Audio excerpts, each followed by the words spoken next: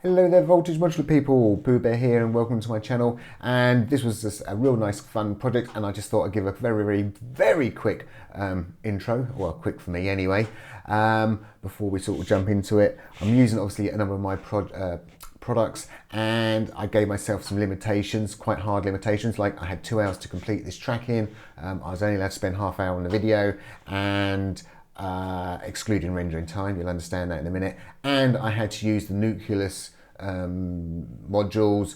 Obviously I have to use all my modules as well. So these patches, and I've done a few of them, and even some of my other videos you probably see some things on. I'll make sure if I can't produce myself a preset pack, I'd make sure they're available to download from somewhere. So sorry, a lot of this stuff's quite new to me and what I'm trying to put together and getting put in the shop. By the way, when my stuff comes out, it's going to come out as one bundle. I'm not looking to sell the stuff individually, so I'm going to try and make that bundle like as cheap as possible as I can.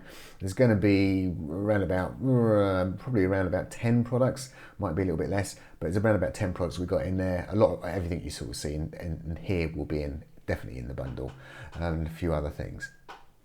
So very quickly, we've got ourselves a very simple lead here. This is a very simple bass. In fact, this is what I refer to as a rumbling bass, because it is actually, as you can see, it's got quite a slow sort of envelope on it. And I was using a storing forward, and the storing forward is where you can store CV data. So I was using that originally, just playing 4 notes, a G, an E flat, I think, an F and a G. And there was long notes, but I decided, no, I wanted to do something a little bit more, so I actually broke that bit off. So this is still part of the bass down here, so I just took the oscillators into here and I added a gator. So a gator is a way we can chop them long notes up into short. So these ones can play a long note through here, and these ones are going to play a sort of a shorter note.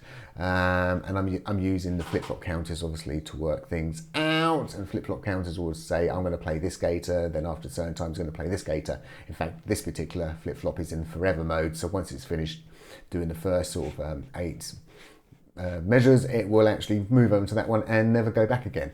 I think it's set up for measure. Yeah, it's set up for measures. So, and down here we've got some drummy sort of stuff going on. There's a kick here, we've got a bit of a snare here. The snare did actually sound quite good.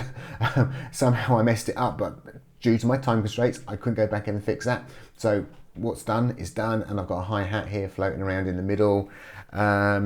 This step sequencer is not doing anything except for giving me a 5-volt signal, as I say, because I was restricted using Nucleus. I wanted a 5-volt signal, and I needed that 5-volt signal, which is going through this particular flip-flop counter, to reset some flip-flop counters over here because they're in forever mode. So even if they're in forever mode, obviously they can receive a reset, which will reset them back into a flop mode, which then will take its data from somewhere else where it goes back into a flip. I'm using obviously a lot of gates out to drive my gators, and then the gators itself are actually just driving the drums, because there's no pitch data to go with it. It's just purely drum stuff. And that is it. I'm going to keep it really short. It's that simple of what is going on. I hope you enjoy the result. It's just a bit of fun. I just enjoy doing this sort of thing. So I'm going to say thanks for watching and enjoy the rest of the video.